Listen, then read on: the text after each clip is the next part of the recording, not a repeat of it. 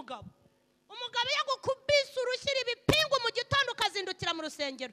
Kadasheri se ko arize mu giturage Kigali hari utundi tuzina bebe warayuti. Ubu umuntu wifitiye amahoro ni umuntu udakijijwe burundu. Umuntu uhora mu kinya bazi ko ari umusinzi nta kibazo n'ukuri. Buriya koko nawe ibyo ni ibiryo urangariyeho. Cya kirundo cy'umuceri ugerekaho intoryi n'ibishyimbo kuzuza buriya nawe ngo ba wariye. Nta miyaga Imana izadushyiriramo. Imana iduha imbaraga. Imana niduhe imbaraga. Navuze ko ari imbaraga zo kumpera y'isi niko nazise. Nongera kuzita imbaraga zo guhangana n'ibihe turimo. Imana niduha imbaraga.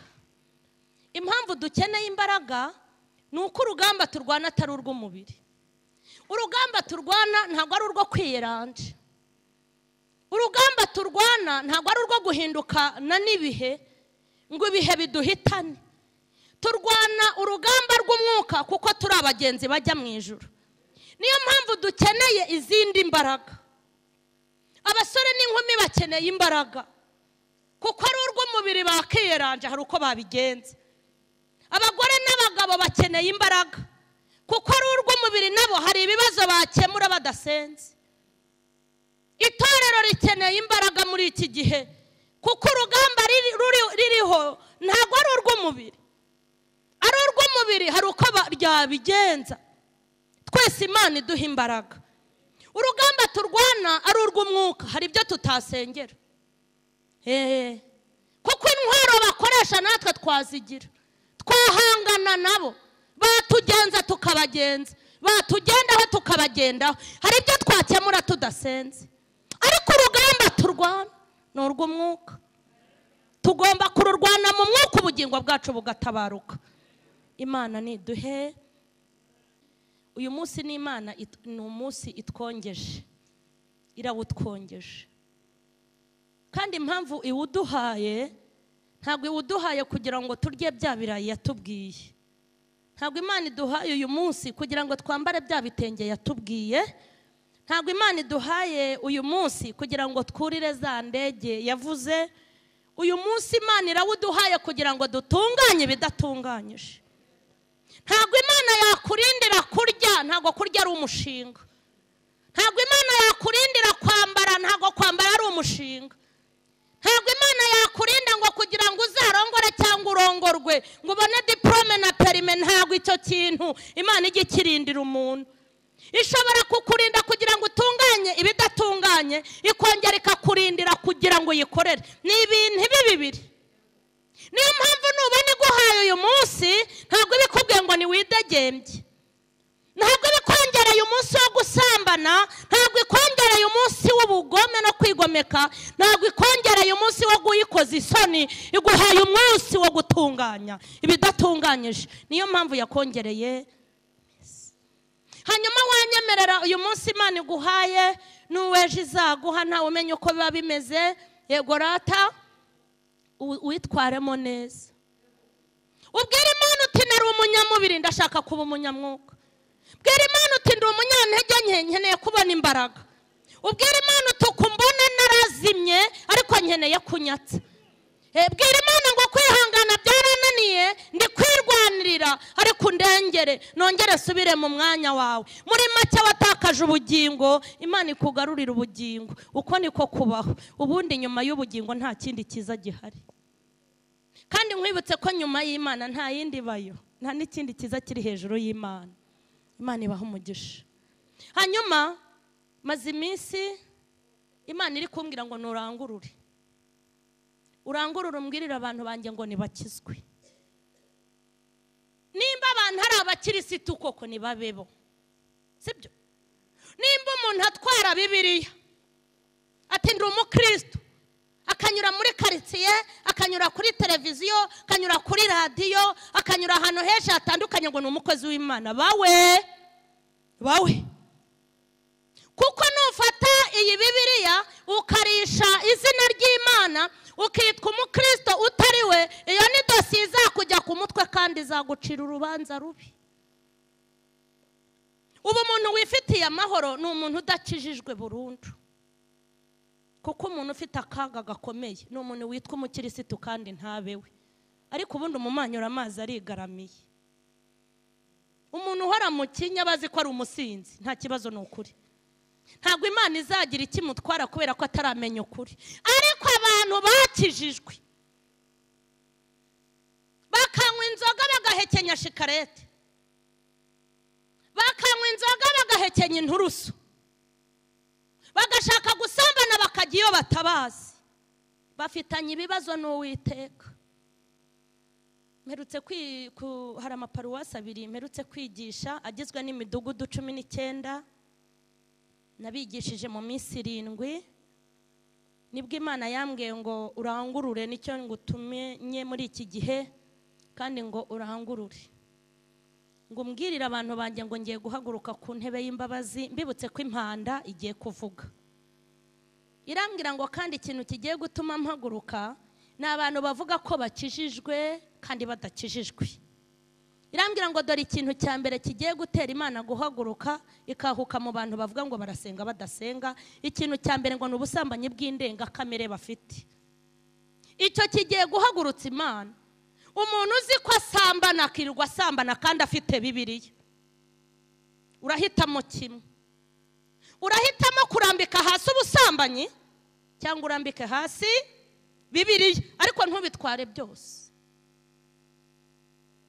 Irongera irambwira ngo dore icya kabiri kiteye guhaguruka n'ubwicanyi.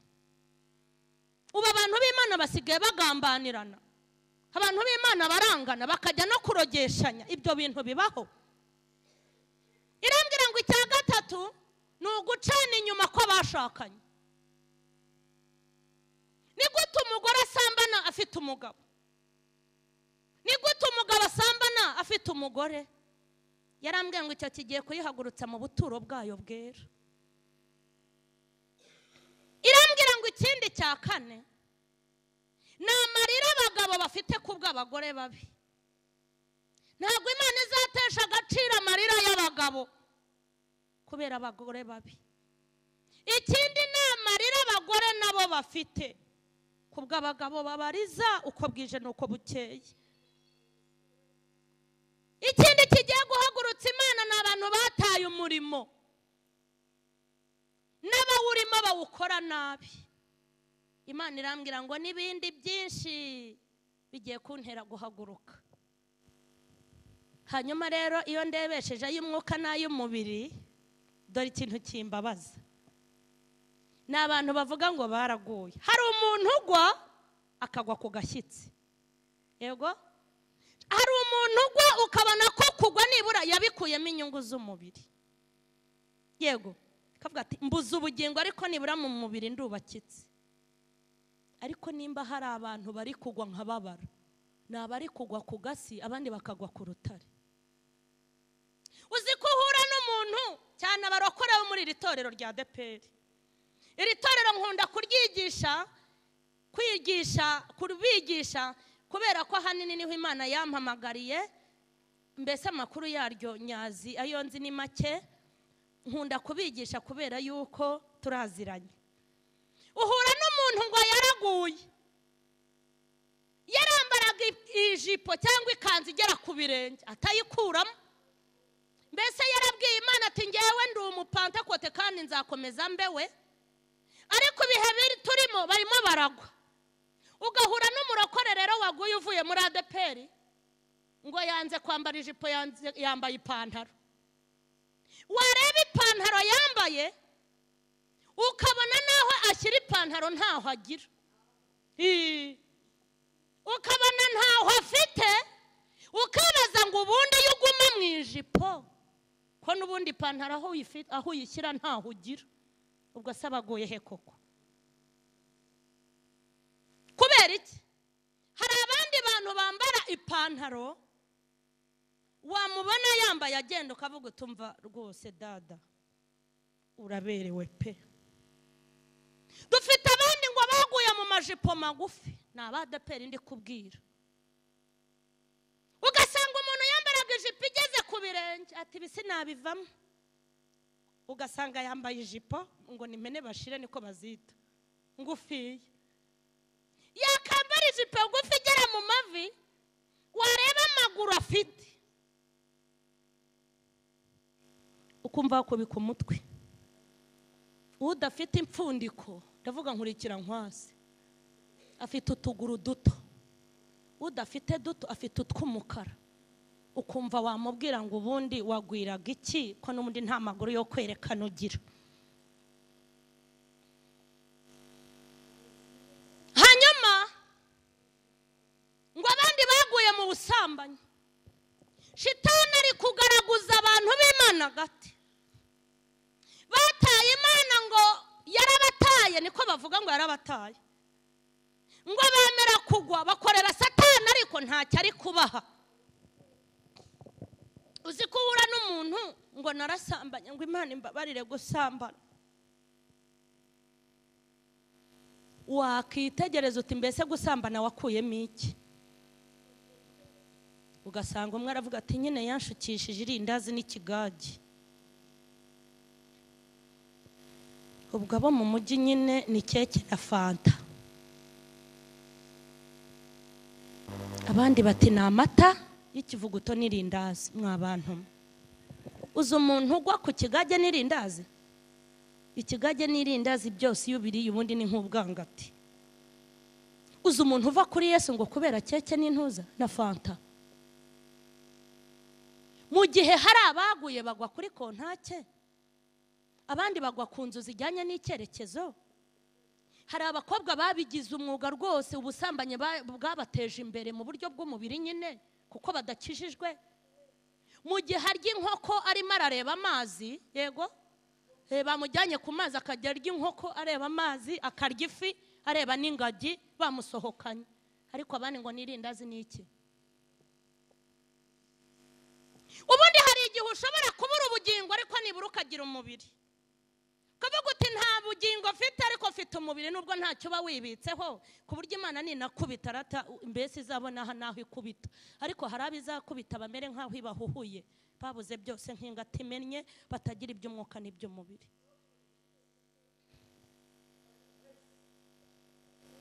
Ugahura n'abandi rero ngo bataye umurimo w'Imana. Aya ni amagambo Imana imaze iminsi inyongorera. Ugasanga umuntu ngo yataye iki? Umurimo. Biriya sinkibibamo, sinkibibonera umwanya. Yataye umurimo se nibura ajya Dubai, yataye umurimo ajya mu Bushinwa, yataye umurimo hari ibintu nibura ajya kudeduana ku mupaka kuri duwane, yataye umurimo komerisiyari hagira iduka, wataye umurimo Matewusi hari iduka uhagira. Ubu wasanga muri iyi karitsiye nta na butike yawe uhafite. Hanyuma wataye umurimo ujyayo. Hari abataye umurimo w'Imana bajya kwikorera, Imana ivuga iti nzaguhana ariko avuga ati mpana ariko naranariye. Nkawe uje ikakureka ko wataye umurimo, wavuga ko winjije angahe kuri konti, uhafite angahe, uti yahe yo kajya, uti nta niripfumuye. Ubwo se urumva atari ikibazo?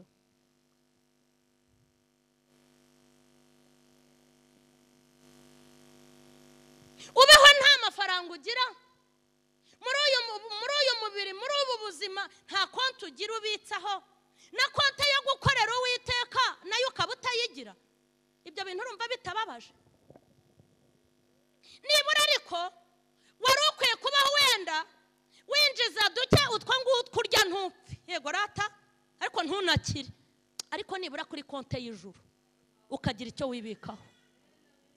Wabura minerivare ugahamagara Uwiteka ukamwibutsa uko gukorera, agampanya uko wamukoreye, agakora mu ikofa agahita atangira abana bawe minerivare. Amina. Wahura n'ikibazo gikeneye amafaranga nta niripfumuye ufite rata, ugahamagara Uwiteka wakoreye ijoro n'amanywa, agakora kuri konti ati gikemure. Hanyuma umunsi wabwahagiranye uzahamagara nde?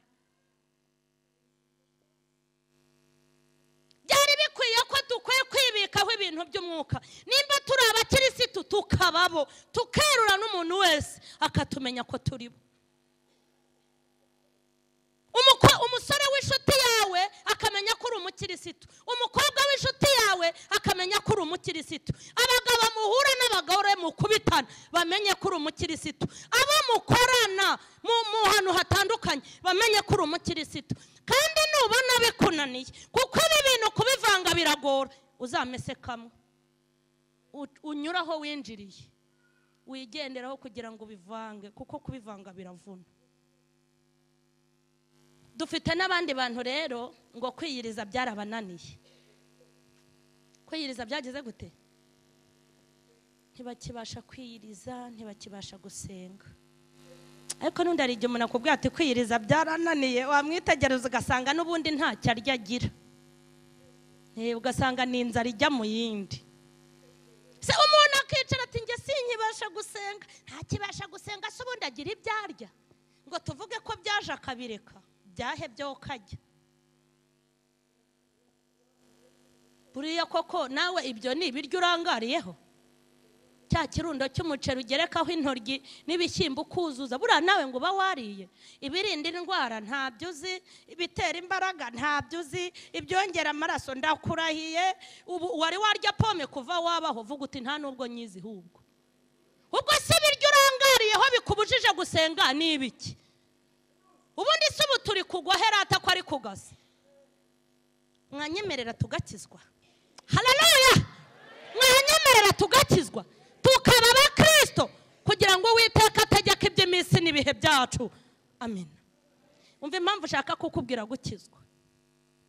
Nashakaga kukubwira ngo ubundi iyo ufite agakiza ariko kasobanutse, apana bya bindi mwirirwa muvanga, ukabura umukirisitu ushimwa n'Imana. Kuko gushimwa n'abantu byo, abantu Yesu atemeje ntabwo ari twe tuzabemeza.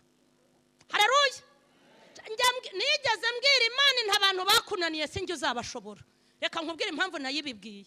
Umuntu naho wamuheka ukamushyira mu mugongo, ntateze kugushima. Akuvugiriza impundu mu gitondo, nimugoroba akakuvugiriza induru.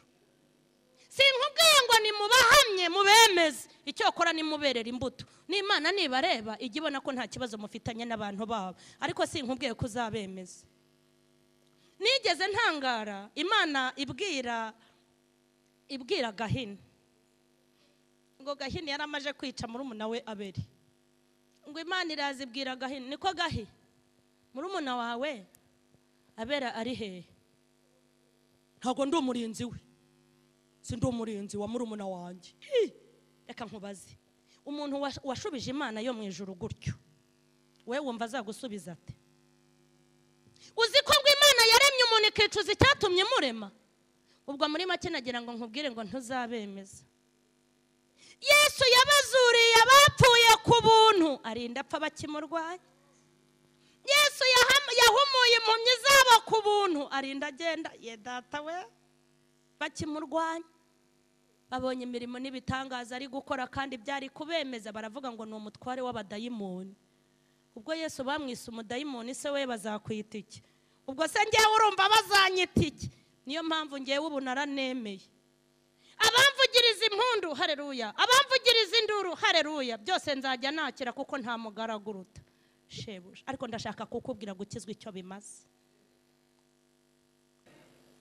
Gukizwa neza bigira umumaro. Icyambere iyo umaze gukizwa neza uhita uba inshuti y'Imana. Nimba hari umuntu Imana ikunda mu buzima bwe bwose, ni umukirisitu ufite agakiza ko ku mutima nako ku karimi, ari bibiri. Umukirisitu Imana imuraraho ikanamurarira. Ukuboko kwiza k'Uwiteka guhora ku mukirisitu. Iyo uryamye uba wiseguye ukuboko k'Uwiteka Imana yacu. Iyo ugenda uburinzwe n'imbaraga zisumba byose. Niyo uri muri kwasiteri, ijisho ryayo riba riri kugucungira umutekano. Iyo ugeze mu rubanza irakuburanira, igahita iba metre, kandi ni metre w'abametre. Amina. Iyo uhuye n'uburwayi bukananira abaganga, ahita aba dogiteri, kandi ni umuspecialiste, ni inzobere y'ingingo zose. Amina. Iyo ufite diplome utafite ukugererayo, ihita yiterura yo kabyara, igahita idepoza. Ni Imana ishobora byose. Amina.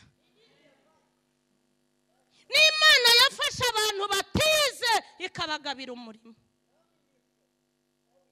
n'Imana itura mu mujyi ikaba no mu cyaro irakabyara, abagufi n'abarebare irabahamagara, abafite amazuru manini n'abafite amato bose irabagabira. Imana ntigira ingengasi nk'izitubamo.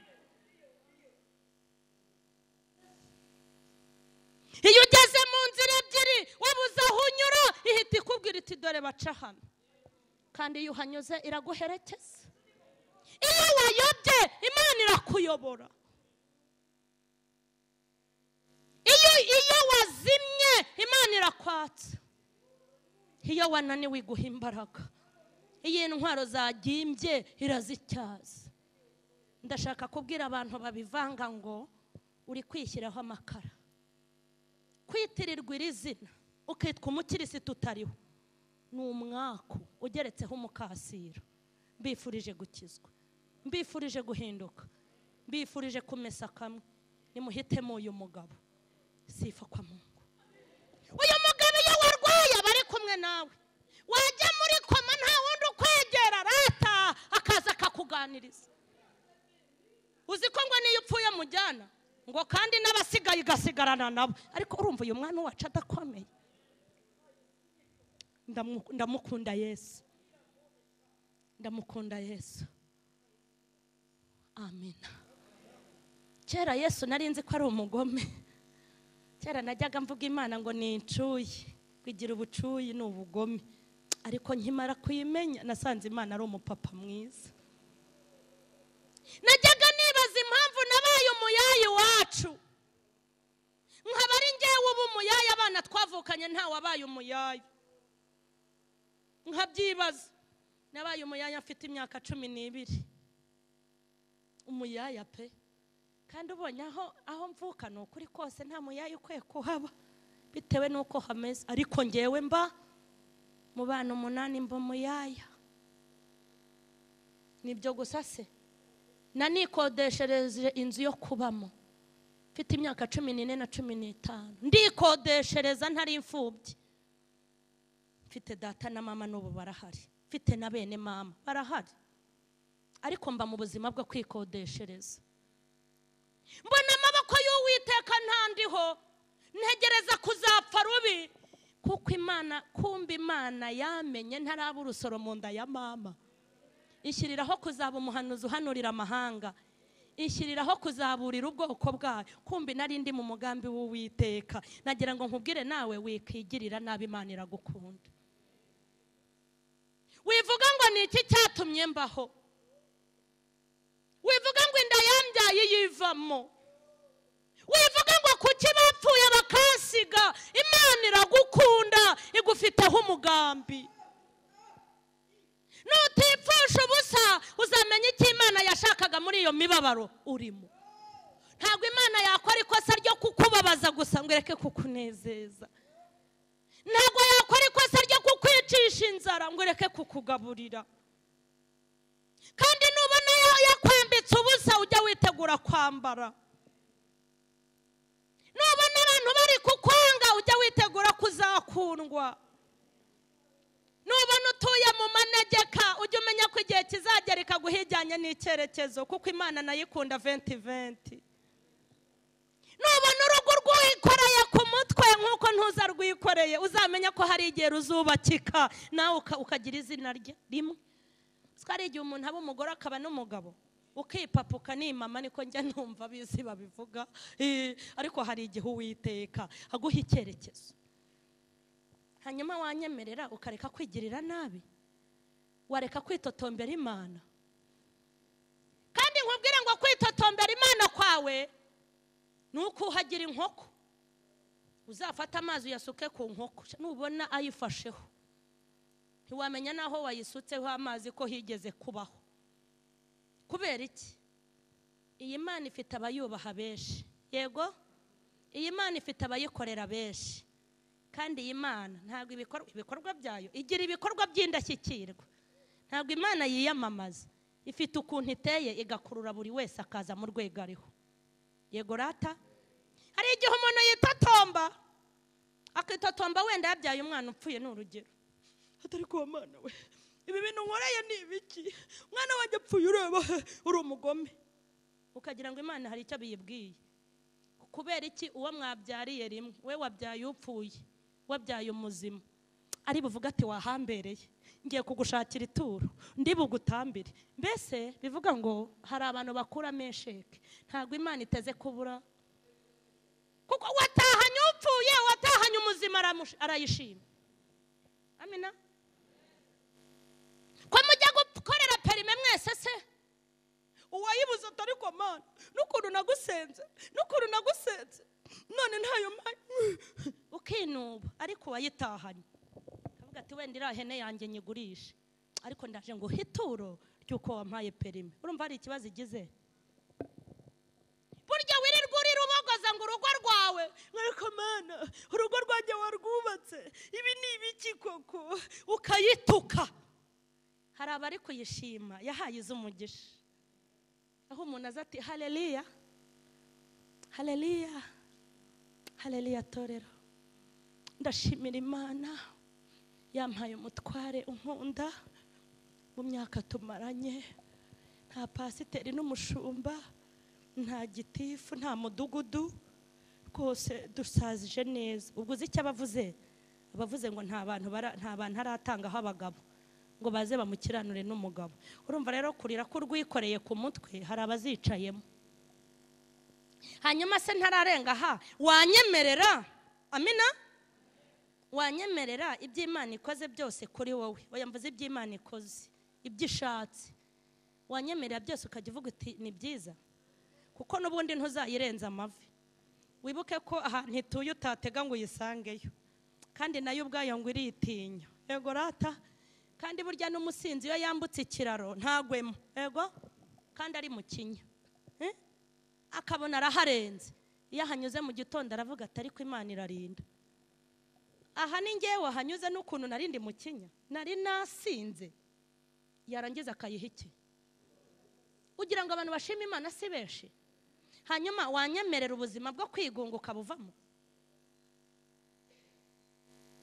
Buriya rero hari igihe amaganya yawe wibwira yuko ari icyaha cyoroshye ufite. Iyo utunzwe n'amaganya ugatungwa no kutizera Imana no kutayiringira, buryo uba wamaze kuvuga yuko itanabaho. Ariko ngo iyo wizeye Imana, yego rata, Satani yakubwira ngo urashonje uti ndashonje ariko nzarya. Yego rata. Satani yakubwira ngo baranya barakwanga, ukamubwira uti nubwo banyanga ariko Imana irankunda. Amina rata. Shitani akakubwira ati nta muryango ufite, uti nibyo barapfuye narabashyinguye narabibonye, utari kwa banicayemo, uti n'abanicayemo si ibiti. Ujye ubabwira ko utaririmbana n'ingagi, ujye ubabwira ko utaririmbana n'inkende, ujye ubabwira yuko itorero urimo papaya zodran, ujye ubabwira ko itorero urimo, ubabwira ko korari uririmbamo, ujye ubabwira ko gurupe ubamo ari umuryango wawe. Ugira ngo se ubu ngenda cyafite amaganya? Ntayo nagiranga, ntayo nkifite. Ni ukuri muri ibi bintu nabonyemo ba data, muri ibi bintu nahasanze ba mama, nahabonye abanyogokuru na basogokuru, nahasanze barumuna banjye, nahasanze basaza banjye. Kandi ntabwo ari basaza banjye bo ku magambo. Iyo narwaye barambwira bati hangana uzakira, cyaba ngombwa bakohereza n'ibinini. Iyo nagize ikibazo bamba hafi, cyane ngombwa bakagikemura. Bivuga ngo ndwaye sinaburundwaza, kandi mpfuye nashyingurwa nk'umuntu wubashye Imana. Kuki wigunga koko? Icyo Imana yagombaga gukora yaragikoze, byari ukuguhamagara. Hanyuma kuguhamagara yagize Imana, ni ukuri ni intambwe ikomeye, kuko iyo wamenyanye n'Imana uba wamenyanye n'inote. Iyo wamenyanye n'Imana uba wamenyanye n'icyubahiro. Iyo wamenyanye n'Imana uba wamenyanye n'urukundo, uba wamenyanye n'ibintu byose by'uyu mubiri, kuko niwe ubitegeka. Iyo yategetse inote zimera amaguru zikaza kugushaka. Amina. Iyo yategetse icyubahiro ikigushyiraho utaranize. Iyo yategetse ijambo ngo irariguhaye, nta wakwambura mikoro. Hari abajya babipima ngo barayinyambura. Aho yari impereye se bari bahari? Hoya yavuze ko ngomba kumpa ijambo. nta wari inyambura kuko byategetswe n'umugabo waremye isi n'ijuru. Nkwifurije kumenyana n'uyu mwami. Uri mu mugambi w'Imana kandi gufiteho byinshi. Shitani nuko akwereka ko yagutaye ariko nyamara Imana ntiyagutaye. Iyo guta ihembe ryari kukugubanya. Iyo guta ngo urebe ko abarozi bararana ubusa. Iyo guta ngo urebe ko mutabyuka mwese iwanyu mwapfuye kubera amahembe na nyabingi n'ibitega. Abanyarwanda abantu benshi bajyaga borora inka ariko abantu bari ko gushaka uburozi cyane kurusha ibintu byose. Urajya hano ukabona afite uturozi, wajya handi ukabona uburozi aho korora ihene n'intama n'inka bafite uburozi. Hanyuma rero Imana itabaye maso wakira ariko ntuki, bwanacyo ariko ntiwirirwe. Imana ishimwe. Imana rero, Imana yampamagaye ndi umuyisilamu ngo mbashimiye Yesu. Mbashimiye Yesu. Yesu ambera data, Yesu ambera mama, ambera umuvandimwe, ambera byose. Ancungira umutekano, anyigisha uburere, antoza ikinyabupfura, anyigisha kwirinda, andinda uburaya, andinda ubusambanyi, aranderamera nk'umukobwa ufite ababyeyi kandi basobanutse baba mu gipangu. Anyigisha kwisiga ubuto kandi hari abasore bari kuyamba. Anyigisha kubwirirwa no kuburara kandi ntihagire igishuga dadikinshuka. Yesu abana nanjye muri ubwo buzima. Nashatse umugabo ufite imyaka 17 nayo itaruzura. Ngiye gushakashaka umugabo w'umurokore waguye. Nimba hari abantu babi tugira nabaguye babigumamo. Uwagiye Imana imuha umugisha izamugarure ariko waguye agakomeza akabibamo niwe mubi. Uzi waguye ukuntu ari mubi. Ugira ngo si yagiye kwirirwa korakora amabere y'abagore n'abakobwa, ugira ngo abakobwa korakora barakizwa. Iyo agiye kunywera inzoga aho batamuzi agatega akagigoma cyangwa akajya n'ahandi muri gobyori. Ugira ngo se abantu agurira inzoga ugira ngo bagira umutima wo gukizwa bamubonye abikora. Abantu baguye babigumamo ni babi. Ntugatoteze umuryango wawe ngo ntago bakijijwe. Ujye ubakorera ibintu bibiri, kuberera imbuto no kubasengera. Agakiza ntawe ukiha. Yaba umuntu yakihaga ntiwari kukabona ushaje, wari kukabona ukiri muto kagasaziramo. Ujye uberera imbuto basengera ubundi Imana ikizakora irakize. Maze kubana n'uwo mugabo rero ni nabwo nakijijwe. Natangiye gusenga muri 2002, mbatizwa muri 2003, nuzura umwuka wera muri 2004, nuzuye umwuka wera ntangira no gukorera Imana nubwo ntarinzwe ariko burya narakoraga. Ni nabwo yatangiye kuntuma afite ubutumwa bugera muri 26 na 7. Imana yantumye. Ntangiye gusenga rero Imana irangenderera nk'umuntu wari umusilamu. Ingenderera mu gitondo butaracya.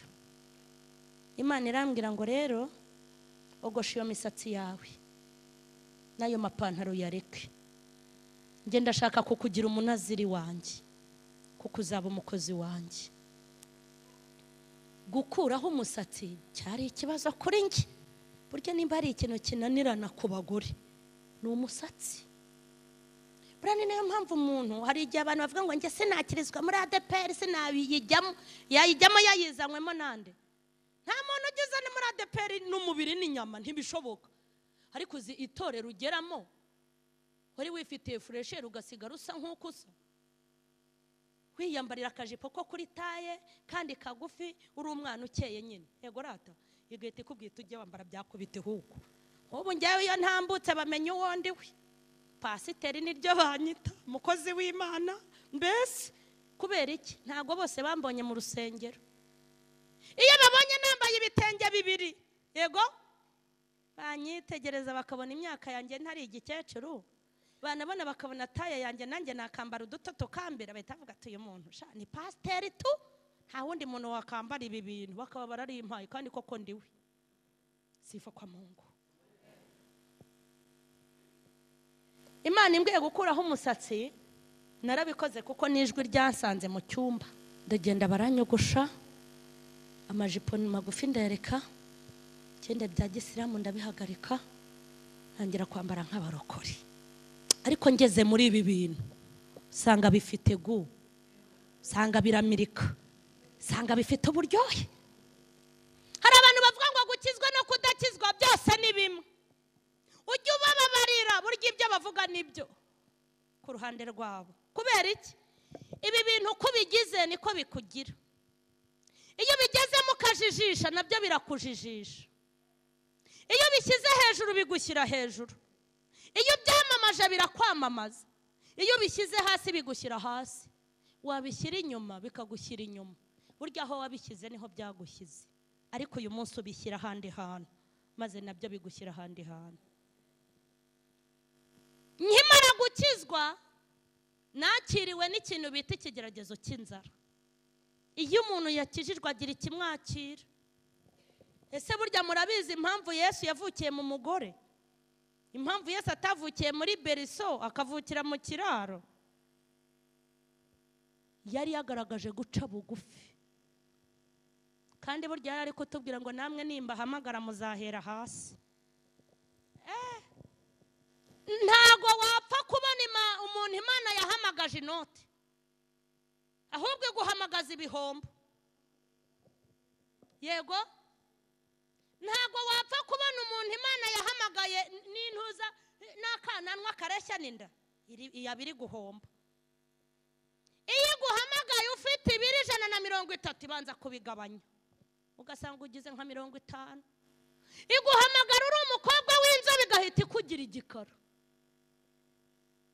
Iguhamagara abantu bagukundaga bagatangira kukwanga. Iguhamagara umubiri wawe nta ndwara warwara ugatangira kurwaragurika. Imana iguhamagara ufite iduka igahita irihombya. Hari igihe guhamagara ufite inzu igahita yiteza cyamunara. Hari igihe guhamagara ufite ijambo igahita iri kwambura. Bivuga ngo buri wese hari ikintu Imana imukoraho. Uti noneho Imana itera umwako.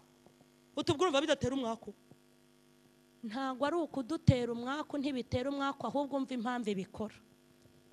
Nimba hari umuntu abantu barananirana, abantu baragoye, nta kindi kintu Imana yakoresha kugira ngo tujye kuri gahunda usibye ibyago n'ibigeragezo.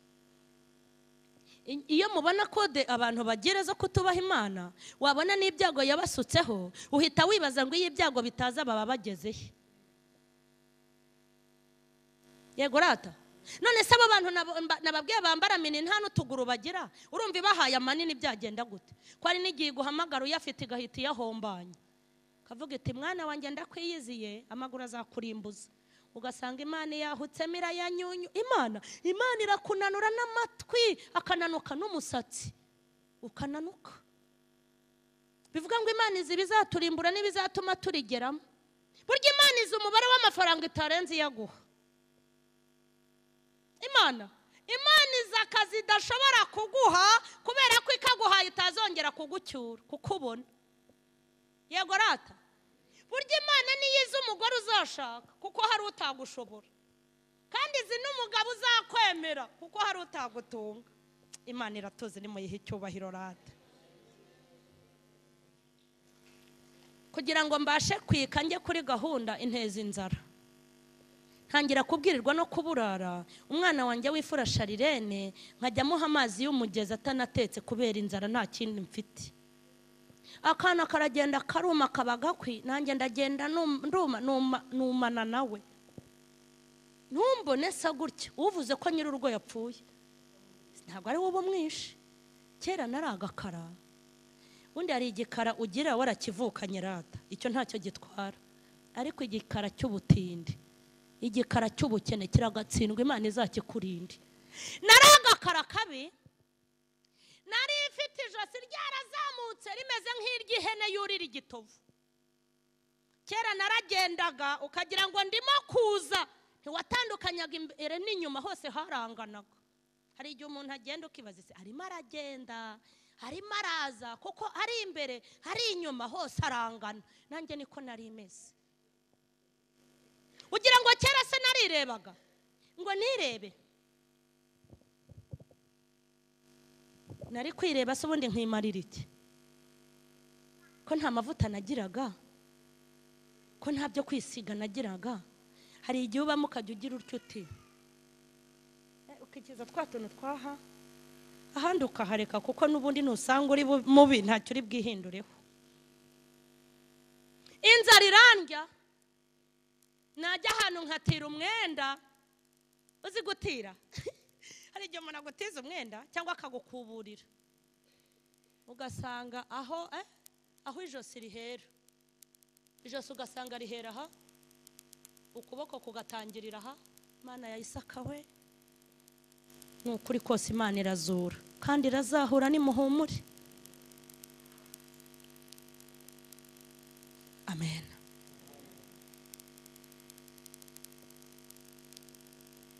Ntangira gusenga mpura n'ibyo bibazo, ariko kubera ukuntu Imana twari twarakundanye mu buryo budasanzwe, ntago nabirebaga ko nkennye, sinabibonaga ko nambaye ubusa, sinabibonaga ko bankuburira. Nari naranyuzwe n'ubushuti bwo mu ijuru, nyuzwe n'ubushuti bwo mu ijuru, nisu z'umukiza ukomeye. Amin. Nari naranyuzwe n'ubushuti bw'ijuru, ntago nitaga kuko nsa nuko ndeshya, numvaga bitandeba. Kandi burya nawe ntibikureba, uri kwikorera imizigo itari yawe, kuko n'ubundi ntacyo uzihinduraho. Imana nitururuka. Iyo ngeze aha rero, hari abantu mbwira bameze nk'abagashize, kandi ni ba nyiramiruho. Uzi ko abantu bananiwe gusenga, abantu bataye Imana, ntibakiyikorera, ntibayegera, kandi tugeze mu gihe gikomeye. Ubwo se nimba ubyara abakobwa gusa, umugabo akakubwira ngo byara abahungu, uzajya kubarema ute nta bihe byo gusenga ufite? Ubwo se nimba ufite umugabo akakubwira ati rero twabanye uri umujene, none iminkanyari yaraje, uzagenda bagutera ipasi iminkanyari ishire? Bishatse kuvuga ngo dukeneye imbaraga zo kubana n'Imana kugira ngo itegeke iby'iminsi n'ibihe. Ntushaka umukurikire, nudakurikira Yesu uzapfa ubusa. Nkubwira ngo uzanapfa nabi. Niwemera Yesu ujye umwemerana n'ibye. Abirirwa babatubura ngo nta mukozi w'Imana ukena, babatuburira. Nta mukozi w'Imana usonza, nta mukozi w'Imana unugira ibyago. Ahubwo nibo babigira. Numwemera Yesu uzamwemerane n'ibye. Yesu atanga ibiryo agatanga n'inzara. Yesu aguha ijambo akanarikwambura. Yesu arakuzamura akanakumanura. Yesu arakubyibushya akanakunanura. Yesu aguha agaciro akanakagutesha. Yesu atanga kubaho no gupfa. Mu kuboko kwe harimo umwijima n'umucyo, harimo ibyiza n'ibibi. Kugira ngo rero uzabyumve kimwe nawe, icyo aguhaye cyose ujye umira. Apfa kuba ari we ukiguhaye. Naza n'ibiryo ujye umira, naguha n'inzara uyimire. Niba gukomera amashyi ujye umira, niba nakuvugiriza induru umire. Niba gukunda ujye umira, niba nakwanga umire. Ikiza n'ikibaguhaye ujye umira. Nubaho gutyo, nimba hari umuntu uzabaho neza ni wowe. Imana iturengere. Iyi discipline y'iri torero rero abantu barimo barata, niyo yaduhaga agaciro. Abantu benshi bavuga ko ADPR ari mu baturesi, ku buryo ADPR ibohoye abantu bakazana amapantaro n'imisatsi, ntabwo twabona aho tubakwiza. Ariko nibahumure, ntituzababohora. Imana nishaka ko baza izohereza pandagare na polisi n'ipingu, izabapakiza ibazana. Ese cyangwa Imana ntigira pandagare? Igupakiza pandagare y'amadeni, ikagupa ikwambika ipingu ry'urushyi rw'umubiri. umugabo iyo gukubise urushyira ibipingu mu gitondo ukazindukira mu rusengero, nta mwana w'umuntu ujya unkanga. Ibizabazana birahari, ntakagire n'ukugagaraho. Uzi pandagare ya Cyamunara? Nuko utazi pandagare umugabo yaguciye inyuma, wajya muri telefone ugasanga bamwandikiye ngo bebe. Ibaze usanze umugabo wawe bamwandikiye bati bebe, wabaye umeze neza bebe, kandi ari kadasheri se ko arize mu giturage Kigali hari utundi tuzina. Bebe waraye uti, wasangamo bebe ukabyuka uhamagara, niko ni hehe bateranye uyu munsi? Iryo si ipingu. Bareke rero, ngese hariho n'ingingira gukizwa.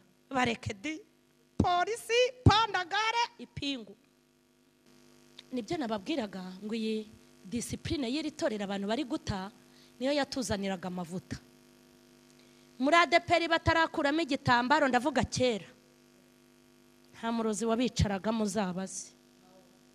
Muri ADPR batarasatura ngo bagezaho, nta musambanyi wandikiraga korari, bahamagaraga Imana ikururuka. Waba uri umusambanyi bakaguterura bakakunyuza mu idirishya bakaguta hariya.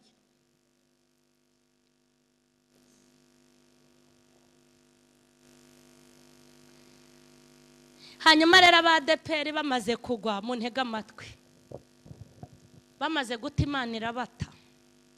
Hari abayitaye irabata, abari kumwe nayo iracyari kumwe nabo.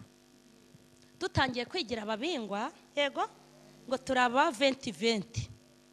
Dutangiye gusuka imisatsi tukaboha ibituta, dutangiye gushyira duke mu mutwe, dutangiye kwikorera ibihuru ku mutwe n'ibya bisatsi by'ibihuru Imana yanga kubi. Dutangiye kugura plante, Kigali abarokore baho bamwe bagura plante za naturere. Dutangiye kwepiye ingoyi, dutangiye gusambana, dutangiye kujya mu bapfumu, dutangiye kwinjiriza ibizira. Umwuka w'Imana uranyonyomba, yego kuko wabonye tuyoborwa n'umubiri. Kikubwira ko wanyonyombye nubwo utagiye wose wasigaye ku bantu bayo, ariko kera wakoreraga mu itorero muri rusange.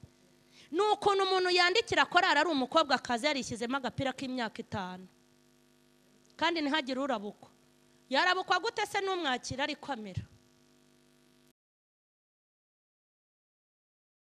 Mu gihe tubatiza abakobwa batwite, yego, tugasezeranya abagabo bataye abagore, tugasezeranya abagore bataye abagabo, tugasezeranya abahungu abasore babyaye babaye abagabo kera barataye impinja ngo ni za basore.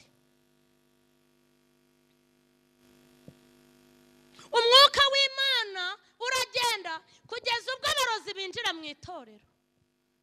Umwuka w'Imana uragenda kugeza ubwo ujya gusura umupene agasengera icyayi yakanuye, hakaba nubwo utakinywa. Ureba uti Mwami Yesu, iki cyayi ndagisengeye, ugikoremwe abazimu kuko uzi ko uhumirije yanagama akantu. Kandi nawe wagitegura icye n'icyawe uramenye. Burya ntukagende ngo usize icyayi cyawe, ushobora gusanga n'umushyitsi nawe akudimbiyemo akandi. Ubu ngubu tusigaye twicara ducunze telefone zacu kubera amabandi yatwinjiyemo. Kandi kwinjira ntacyo bibatwaye kuko bamaze kubona ko mwitorera ari mu isoko. Sibye Imana izazana inkoni y'icyuma ikakubita, izakubita shaho. Yarambwiye ngo ije gukubura ikorope nirangiza iyo nyuguzi. Ntabwo izemera ko ADPR ikomeza kuba icukiro ry'imyanda.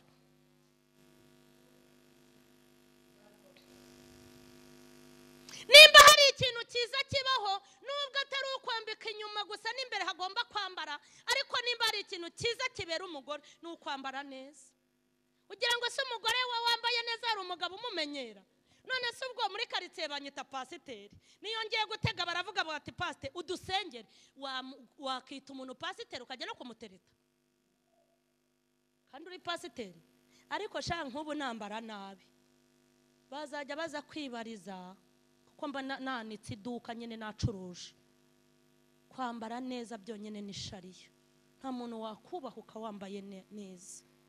Kwambara neza bigira icyo bimara. Imana idutabare. Umurokore uzarimbuka umubona kare. Burya umurokore unywa inzoga agahekenye inturusu, yanywa inzoga akarya shikarete, ntaho ahuriye n'umusinzi tuzi ko asinda. We abarimo aragwa avuga tumva muroko uvuye gusenga uzanyibuke ujye usengera sha. Sibyo muroko. Uriya muntu afite amahirwe yo kurijyamo. Kubera iki? Ari mu byaha ariko ntabishoboye. Umutima urabishaka ariko ujye utinya murokore. Usambana agatera inda, aho kugarukira hakongera agasambana akayikuramo. Kiriya kintu kiba ari igicamo cye, dore ikuzimu niho haba hamurindiriye. Ujye utinya umuntu kubabaza aje kongera akakubabaza ejo aba afite itike yepfiye. Rega Imana turi kwanga n'ubundi tuzayisanga, tuzayitaba. Kwitaba Imana. Umwana wanjye yigeze ambwira ati mama, ati ubundi ko muvuga ngo umuntu iyo yapfuye aba yitabye Imana, yagiye bahamagara mukanga mukayikupa. Urumva rero nta makuru afite, ntago wayikupa yaguhamagaye. Arongera arambwira ati none se ku munsi w'imperuka ko wumva ngo bazahana, Imana izahana abantu mama, Imana nta n'imiyaga izadushyiriramo? Ntabwo izadushyiriramo imiyaga. Ndamubwira ni nta miyaga, nta miyaga Imana izadushyiriramo. Uwakoze ibyaha azarimbuka, uwakoze neza azajya mu ijuru. Nta miyaga. Ngewe ubundi nigisha abakirisitu, n'umuhamagaro wanjye no kwigisha abakirisitu baguye. Mwabarokore murabizi ko nyuma y'ubu buzima hari ubundi? Nimba nyuma y'ubu buzima hari ubundi buzima, ni muze duteganyiriza ubuzaza. Irambwira ngo ijambo ryitwa ngo murashoboye, Imana ije guhangana naryo. Uzi ukuntu ngo izabigira? Imana arambwira ngo Satani yohereje ubusambanyi bw'indengakamere mu bahungu n'abakobwa banyu. Ngo uzi ikintu igiye kubakorera? Ngo igiye gukora aka kantu, yego mbese igiye kuva mu nzira. Ubundi mbibutse ko Imana igihagarara nkaho ikabamba amenarata, ikavuga iti ubusambanye nyuma yanjye mumvire mu bana. Itabirya urumogi toka, indwara zidakira toka, wanazigira ikazikumira muri wowe ntizigira ububasha. Yarambwiye ngo kubera iryo jambo muva murashoboye. Ubwo ndavuga babivuze ngo igiye kugira iryo ishumura ubusambanye mu bahungu n'abakobwa banyu, ishumura urumogi, ibyo shitani byose yoherezaga, Imana ibikingurire byinjire. Irambwira ngo noneho kuko bavuga ko bashoboye, ngo nimbona bashoboye kurinda ubusambanye abakobwa babo, bakajya kubateza inshinge zivura ubusambanye. Ziraharira ko twateye imbere. Mwambwira urwo rushinge rubaho akoze ibima. Hari urushinge watera umuntu icyaka cy'ubusambanyi kikamushiramo? Hari urwo watera se umwana watangiye urumogi?